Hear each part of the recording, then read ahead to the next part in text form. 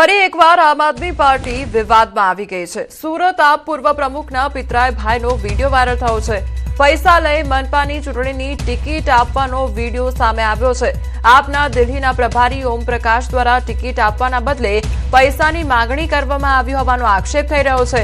તો ઉમેદવાર બનાવવા બદલ 18 લાખ રૂપિયાની માંગણી કરવામાં આવી છે। 18 લાખ સામે 8 લાખમાં ડીલ થઈ હતી।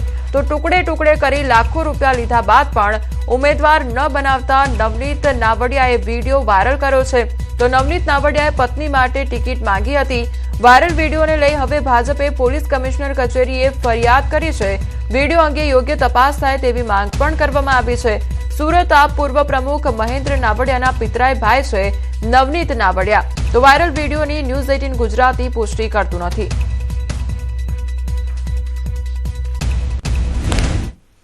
हाँ कल सुबह तक हो जाएगा। कल सुबह मतलब अर्ली मॉर्निंग 11 से 12 बजे बता दो। 12 से 1 मिनट नहीं होने दूंगा। ठीक है, अब 5 करवा दो।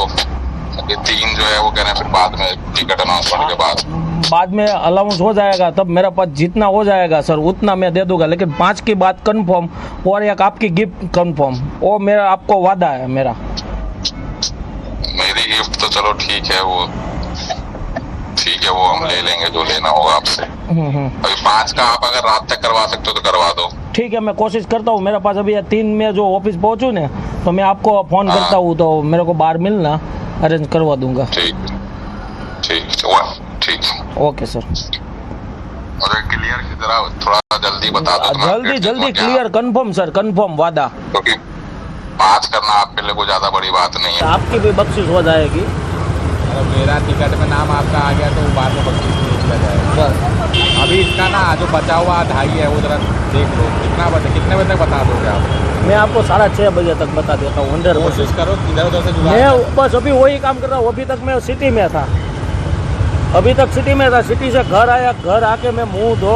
आप जानते हो इस सिस्टम में वहाँ जब तक पैसा पहुँचेगा नहीं तो वो लोग एक्टिवेट होते नहीं है। वो लोग को लगता है कि हम ऐसी फालतू बातें कर रहे हैं। नहीं, इसलिए वैसे डिले हो गया। अगर सुबह तक आप कर देते तो अभी तक पैसा पहुँच गया होता है। आम आदमी पार्टी वोर्ड नंबर 1 मांथी मारी वाइफे उम्मीदवारी नोंधावी थी।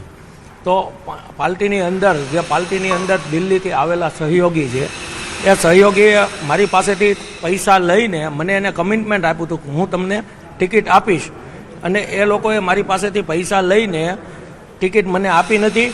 अने बीजा नंबरमां जे बीजा लोकोने पार्टीए बीजा पासेथी फंड अने पैसा लईने ए लोकोने टिकिट आपी छे।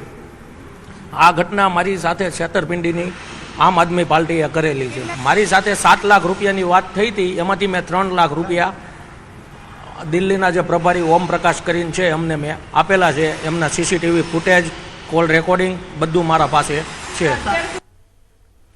સ્થાનિક સ્વરાજની ચૂંટણીના પ્રચાર પડઘમ શાંત થયા છે, ત્યારે ચર્ચામાં રહેલ વિસાવદર વિધાનસભાના મતદારોનો મિજાજ જાણવાનો પ્રયાસ કર્યો હતો। થોડા સમય પહેલા જ વિસાવદરના ધારાસભ્ય બનેલા ગોપાલ ઇટાલિયા સામે વિસાવદર વિધાનસભા વિસ્તારમાં ભારોભાર રોષ જોવા મળી રહ્યો છે। ફક્ત ચૂંટણી ટાણે સભાઓમાં જ ધારાસભ્ય દેખાય છે, પરંતુ વિસ્તારના વિકાસ માટે અનેક રજૂઆત કરવા છતાં પણ હજી સુધી કોઈ જ વિકાસ થયો નથી। ધારાસભ્ય વિસ્તારમાં ફરકતા પણ નથી તેવા પણ આક્ષેપો થઈ રહ્યા છે। તો લોકોનો આરોપ છે કે ધારાસભ્ય વિસાવદરમાં નજરે પડતા નથી। તેમને વિસાવદરના લોકો ગોતે છે કારણ કે તેઓ વિસાવદરના બદલે સુરતમાં વધુ હોય છે। લોકોનો આરોપ છે કે તે જમીન પર નહીં પણ માત્ર સોશિયલ મીડિયા પર જ એક્ટિવ રહે છે। તે લોકોના મુદ્દાઓ ઉઠાવવાના બદલે ફક્ત ખોટા મુદ્દાઓ ભટકાવીને લોકોને ગેરમાર્ગે દોરવાનો પ્રયાસ કરી રહ્યા છે। ધારાસભ્યને હજી બીકાની વિઝિટ ક્યારે લીધી અને કયા સમય લીધી મને ખબર પણ નથી। ગોપાલભાઈ જે આવ્યા છે અત્યારે ચૂંટણી પ્રચાર માટે ખાલી અહીંયા આવ્યા છે, પાછા આવી નતા, એ તો સુરત વયા ગયા। હવે એ એક નથી સમજાતું આ વિસાવદરના ધારાસભ્ય છે કે સુરતના ધારાસભ્ય છે ગોપાલભાઈ। જનતાને ખોટા ગેરમાર્ગે દોરાવે છે, ખાલી અહીંયા પ્રચાર આવીને મોટા મોટા ભાષણ જીકીને વયા જાય છે। અમારે વિસાવદર વિધાનસભા લાગે અને ધારાસભ્ય છે અમારા ગોપાલભાઈ ઇટાલિયા, પણ એનું એક પણ કામ અહીંયા બોલતું નથી। કોઈ રજૂઆતો કરી હોય તો કોઈ વિકાસના કાર્યો રજૂઆત એની પાર્ટીના કાર્યકરોને અમે રજૂઆત કરીને આપી છે, પણ હજુ એમાં કઈ મૂવમેન્ટ આગળ નથી। ધારાસભ્ય ગોપાલ ઇટાલિયા જ્યારે ટિકિટ મળી અને પ્રચાર કરી રહ્યા હતા ત્યારે તેમણે વેદનાની ડાયરી લખવાનું શરૂ કર્યું હતું, પરંતુ ધારાસભ્ય બની ગયા બાદ લાંબો સમય વીતી ગયો છે, પરંતુ તેમની વેદનાની ડાયરી ક્યાં છે તેવા સવાલો પણ લોકો ઉઠાવી રહ્યા છે। લોકોને ખોટા વચનો આપી ધારાસભ્ય બની ગયા પણ હવે જમીન પર દેખાતા નથી, જેની સામે વિસાવદરના લોકોમાં ભારોભાર નારાજગી જોવા મળી રહી છે। આ વિસ્તારમાં વિકાસના કાર્યો કઈ થયા નથી। જે વેદનાની ડાયરી બનાવી હતી તે આમ આદમી પાર્ટી આખી અને વિસાવદરની જનતા ગોતી રહી છે, પરંતુ વેદનાની ડાયરી ક્યાંય મળતી નથી। ફક્ત ને ફક્ત વાતો કરી, પેટા ચૂંટણી વખતે ફક્ત ને ફક્ત વાતો કરી હતી અને ચૂંટણી જીતવા માટે ખાલી વાતો જ કરી હતી। હકીકતે કાંઈ પણ કામ થયા નથી। એક ગામમાં 150 કામ લખાવેલા હતા લોકોએ, પરંતુ એ 150 માંથી 2 કામે થયા નથી। અને અત્યારે જે લોકો એમને સવાલ કરી રહ્યા છે કે ભાઈ અમે કામ લખાવ્યા હતા એ મતલબ અમને કરી બતાવો, તો જે આમ આદમીના ધારાસભ્ય છે એ એમ કહેવા માંગે છે કે સત્તા ઉપર હું નથી। તો શું તમને 8 મહિના પહેલા 10 મહિના પહેલા ખબર નહોતી કે સત્તા તમારા પક્ષમાં નથી? ત્યારે તો લોકોને તમે ભરીને કામ લખાવેલા હતા। ગઈ વિધાનસભામાં આપના ધારાસભ્ય ચૂંટાણા હતા માનનીય ગોપાલભાઈ ઇટાલિયા, જેની અમે આજ છેલ્લા 1 વર્ષથી વિસાવદરમાં રાહ જોઈએ છીએ। તે કોઈના ફોન પણ ઉપાડતા નથી અને આ વિસ્તાર એની રાહ જોઈને થાકી ગયો છે, પરંતુ તે ક્યાંય દેખાતા નથી। તે હાલમાં ગુજરાતમાં સુરત, અમદાવાદ એવા મોટા મોટા શહેરોમાં જાય છે અને સભાઓ કરે છે, પરંતુ અમારી કોઈ એને ફિકર નથી। અન્ય તાલુકાની સરખામણીમાં ખૂબ ખરાબ હાલત છે વિસાવદર તાલુકાની। જે પ્રમાણે નેતાઓ વાત કરે છે એ પ્રમાણે કામ થતા નથી। વિકાસના નામે તો તમે જોઈ શકો છો ઝીરો છે હાવ। અમે આજે જે ગોપાલભાઈ આવ્યા ત્યારે બધા મોટી બધા બણકા ફૂંક્યા હતા કે ભાઈ અમે આમ કરી દેશું, અમે તેમ કરી દેશું। એ માને હાવ ઝીરો છે। અત્યારે કોઈ વસ્તુ વિકાસ નામે વિસાવદરની અંદર કાંઈ નથી। વિસાવદરની અંદર ધારાસભ્ય આપના છે ગોપાલભાઈ, પણ તમારે એને મળવું હોય કે એને ગોતવા હોય તો તમારે અઠવાડિયું તો રખડવું પડે, ત્યારે એનો કોન્ટેક્ટ થાય। ફોન યા ગમે ત્યારે કરો એટલે એમનો ફોન બંધ હોય। વિસાવદર સીતાસી વિધાનસભામાં ગમે ગામડે તમે જોઈ લો, ક્યાંય વિકાસ નામે ઝીરો છે, કોઈ વસ્તુ છે નહીં, ખાલી વાતો છે અને સોશિયલ મીડિયામાં છે। એની પાસે જે માણસો છે એ સોશિયલ મીડિયા વાળા છે, બાકી કાંઈ છે નહીં વિસાવદર તાલુકાની અંદર। અને એને મળવું હોય તો વિસાવદર મળવું, સુરત મળવું, એ કાંઈ નક્કી નથી થતું અમને। એના એક ગામમાં ફરો ને એટલે તમને ખ્યાલ આવશે કેવો વિકાસ થયો છે। વિકાસ નામે 1 વર્ષ થયા, વિકાસ નામે હાવ ઝીરો છે। હું તમને પહેલા કહું છું, એક પણ રોડના જોબ નંબર અમારા ધારાસભ્ય શ્રી લઈ આવ્યા તો અમને બતાવે। આમ આદમી પાર્ટીને મોટો રાજકીય ઝટકો વાગ્યો છે। રાઘવ ચડ્ડા વિધિવત જોડાયા છે બીજેપીમાં, ત્યારે રાઘવ ચડ્ડા સહિત 7 સાંસદો બીજેપીમાં જોડાયા છે। નીતિન નવીનની હાજરીમાં તેઓ ભાજપમાં જોડાયા। પ્રેસ કોન્ફરન્સમાં રાઘવ ચડ્ડાએ આપ પર આકરા પ્રહાર કર્યા છે। આપ પાર્ટી ભ્રષ્ટાચારી નેતાઓના હાથમાં છે। પંજાબ ચૂંટણી પહેલા આપને મોટો આંચકો વાગ્યો છે।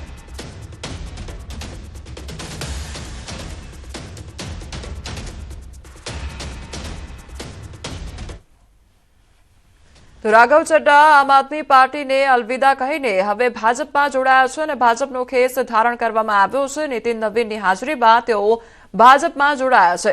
તો પંજાબ ચૂંટણી પહેલા આમ આદમી પાર્ટીને આ મોટો આંચકો વાગ્યો છે। તો પ્રેસ કોન્ફરન્સ પણ તેમના દ્વારા કરવામાં આવી અને આમ આદમી પાર્ટી પર અનેક આકરા પ્રહાર તેમના દ્વારા કરવામાં આવ્યા।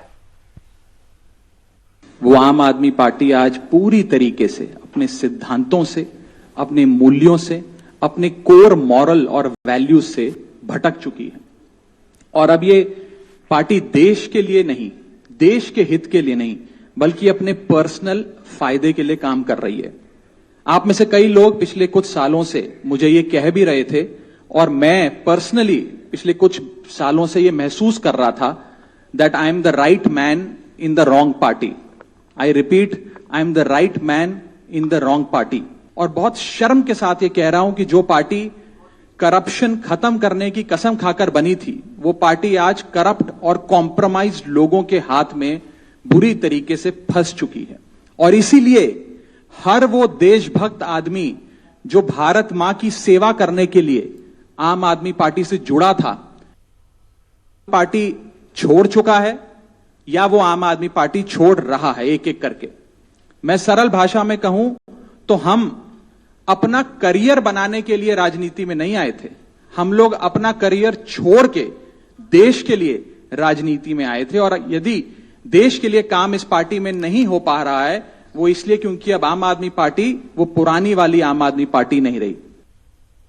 માર્કેટ કેપની દ્રષ્ટિએ દેશની સૌથી મોટી કંપની રિલાયન્સ ઇન્ડસ્ટ્રીઝે 31 માર્ચ 2026ના રોજ પૂર્ણ થયેલા ચોથા ક્વાર્ટરના પરિણામો જાહેર કરી દીધા છે. રિલાયન્સ ઇન્ડસ્ટ્રીઝ લિમિટેડનું નાણાકીય વર્ષ 2025-26ના જાન્યુઆરી માર્ચ ક્વાર્ટરમાં ₹16,971 કરોડ કન્સોલિડેટેડ પ્રોફિટ નોંધાયો છે. માર્જિન પણ દબાણની વચ્ચે આંકડો પાછલા ક્વાર્ટરના 18,645 કરોડ અને પાછલા વર્ષના 19,407 કરોડ કરતાં ઓછો છે. કંપનીની કન્સોલિડેટેડ આવક વધીને ₹2.94 લાખ કરોડ થઈ છે, જે ડિસેમ્બર ક્વાર્ટરના 2.65 લાખ કરોડ અને પાછલા વર્ષના 2.61 લાખ કરોડ કરતાં વધારે છે. આ ગ્રોથ મુખ્યત્વે રિટેલ અને ડિજિટલ સેવાઓમાં સ્થિર વિસ્તારને કારણે થયો છે. જીઓ પ્લેટફોર્મ્સનું ચોથું ક્વાર્ટરમાં EBITDA વાર્ષિક ધોરણે 17.9% વધીને 20,060 કરોડ થયું છે. તો જીઓનો કુલ ગ્રાહક આધાર 524 મિલિયનથી વધુ, જેમાં 268 મિલિયન જીઓ 5Gના ગ્રાહકો છે. આ પરિણામો વિશે રિલાયન્સ ઇન્ડસ્ટ્રીઝ લિમિટેડના ચેરમેન અને મેનેજિંગ ડાયરેક્ટર મુકેશ અંબાણીએ જણાવ્યું હતું કે નાણાકીય વર્ષ 2025-26 દરમિયાન વૈશ્વિક સ્તરે ભૂ રાજકીય તણાવ, ઉર્જાની કિંમતોમાં વધઘટ અને વ્યાપારિક ફેરફારો જેવા અનેક પડકારો આવ્યા. તેમ છતાં ભારત અને રિલાયન્સે આ પરિસ્થિતિઓમાં પણ સ્થિર વૃદ્ધિ જાળવી રાખી છે.